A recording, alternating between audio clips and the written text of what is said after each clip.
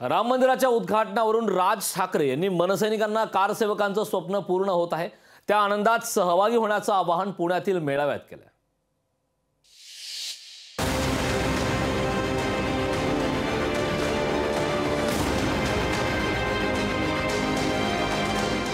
अयोध्येतील राम मंदिराच्या उद्घाटनावरून राज ठाकरेंनी मनसैनिकांना या उत्साहात सहभागी होण्याचं आवाहन केलंय। पुण्यातल्या मेळाव्याला मार्गदर्शन करताना राज ठाकरेंनी आपल्या कार्यकर्त्यांना राम मंदिर उद्घाटनाबाबत मनसेची भूमिका काय असेल हे जाहीर करून टाकलंय। 22 तारखेला राम मंदिर होणार आहे शिलान्यास। त्याच्या बाकीच्या भानगडीत जाऊ नका। राम मंदिराच्या रूपानं कारसेवकांचं स्वप्न पूर्ण होतंय असं सांगत लोकांना त्रास न देता उत्सव साजरा करण्याचं त्यांनी आवर्जून नमूद केलंय।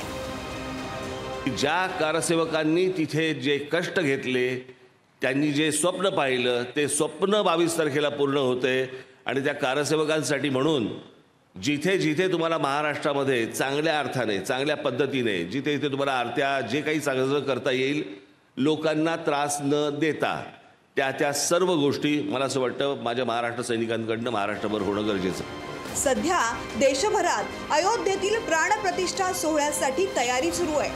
पंतप्रधान नरेंद्र मोदींनी 22 जानेवारीला नागरिकांना श्रीराम ज्योती लावून म्हणजेच दिवे लावून दिवाळी साजरी करण्याचं आवाहन केलंय। मधल्या काळात राज ठाकरेंना या सोहळ्याला उपस्थित राहण्याचं निमंत्रण आल्याची चर्चा रंगली होती, पण राज ठाकरेंनी राम मंदिरासंदर्भातली आपली भूमिका स्पष्ट केली नव्हती।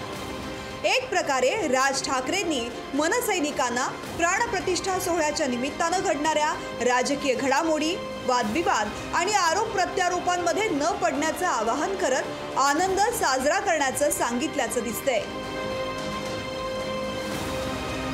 ब्युरो रिपोर्ट, लोकशाही मराठी। लोकशाही मराठी ऐका, पहा, जागरूक रहा।